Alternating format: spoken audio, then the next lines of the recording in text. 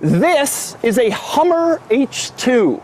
It is the single most embarrassing vehicle a human being can drive on today's roads. And in this video, I'm gonna show you why. The main reason it's so embarrassing is that the Hummer H2 was aimed at people who thought the real Hummer was cool, but they couldn't quite afford one. So it was a real Hummer in styling, sort of, and not in capability. Imagine a car that looks like a Ferrari, but drives like the cart in the airport that carries people to their gates. With that said, I want to clear up one myth about this vehicle. It's a common misconception to say that the H2 was just a Hummer body on a Chevy Tahoe chassis. That's not really true. In fact, the Tahoe was built in Texas, while the H2 was built in Indiana, in AM General's facility right next to the original military Hummer. And its frame is special. The front part comes from the heavy-duty General Motors pickup. The rear is from the Tahoe. But the middle section was built uniquely for this vehicle to give it extra ground clearance for off-roading.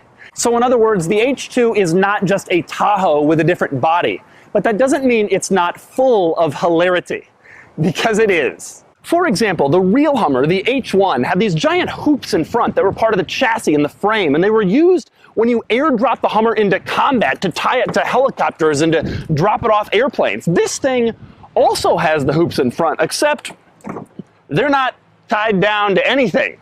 They're just for style. They sit there on the hood. There's more hilarity with the wheels. Now, the original H1 had a central tire inflation system, so the tires could be inflated or deflated with the push of a button up front. As a result, it had a little cover over the wheels to hide the tire inflation system so that it didn't get grime or dirt in it. And it gave the car kind of a muscular, cool, military look. Now, the H2 didn't have the advanced central tire inflation system. It just had normal wheels and tires like a regular car. But General Motors decided that it would keep the little cover on the wheels purely for style, to cover up the central tire inflation system that it didn't actually have. So there they are, looking cool, finished in chrome. I've also always loved these side steps. Now, General Motors took great care to give this thing more ground clearance and better off-road capabilities than the Tahoe. And then they added these side steps to every H2, which probably steals 6 inches of that ground clearance right back. And then there's the fact that no vehicle in the world spends so much time reminding you and others what you're driving. Hummer. H2. H2. Hummer. Hummer. Hummer. Hummer. Hummer. H2. Hummer. Hummer. Hummer. Here's another interesting thing about this vehicle. Despite the fact that it's approximately the same size as a regulation soccer goal, it has probably the worst door-to-window ratio of any automobile ever produced. The result is, even though it's huge and massive and enormous, you can't actually see out of it all that well. And it doesn't get any better on the inside. Speaking of visibility, here's another interesting Hummer fact. For some reason, the rear window doesn't go all the way to the sides of the vehicle. In fact, it doesn't even really come close. It stops about a foot short on both sides. It's like the designers looked at the thing and thought, yeah, we could give them more visibility, but nah. So what's the all-important thing on the outside of the car that's keeping us from that extra visibility? There's a couple of plastic things that look like vents, but actually they're fake, which, when you think about it, is a pretty reasonable decision. I mean, do you give them extra visibility so they can see more, or do you put on fake plastic vents for style?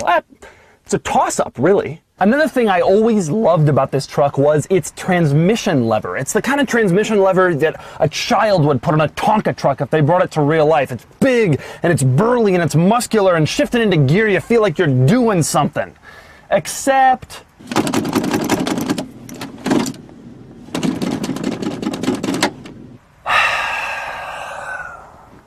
another wonderful piece of H2 design is the windshield. Now, they decided to give it an upright windshield to match the mean, burly look of the original one, and not a sloped windshield like every single other car on the market, which seems fine and normal until you encounter bugs. Its upright design just catches every single bug that comes toward it. I'm driving around in my own personal bug cemetery. One of my favorite hilarious design details from inside the Hummer, aside from the ridiculously cheap-looking mid-2000s GM plastic, is the button placement.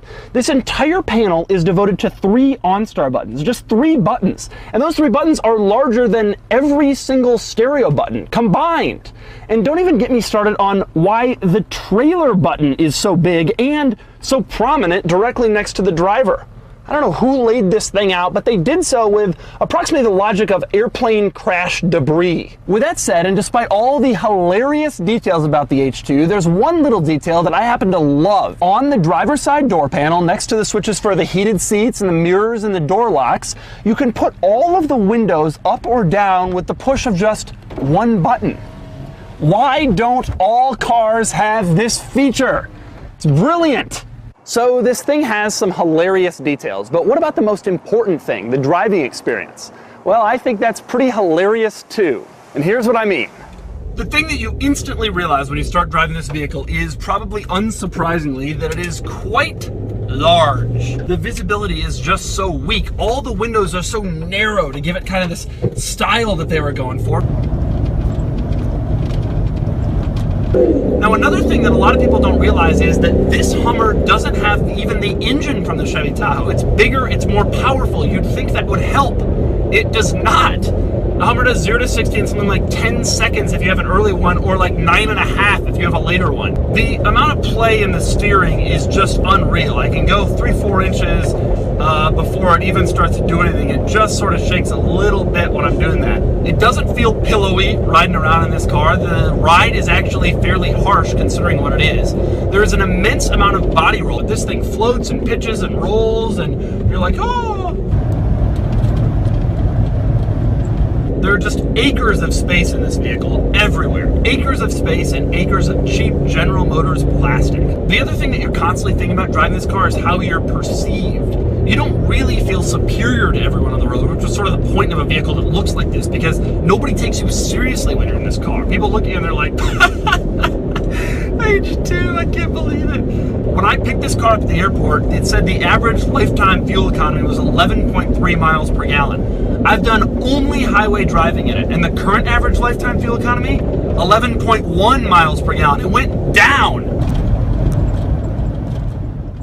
So there you go. You've seen all of the H2's crazy details, and you've heard about what it's actually like to drive this thing on the road. And now you can know for sure that this is the single most embarrassing vehicle that you can drive today. Although, I suspect you didn't really need me to tell you that.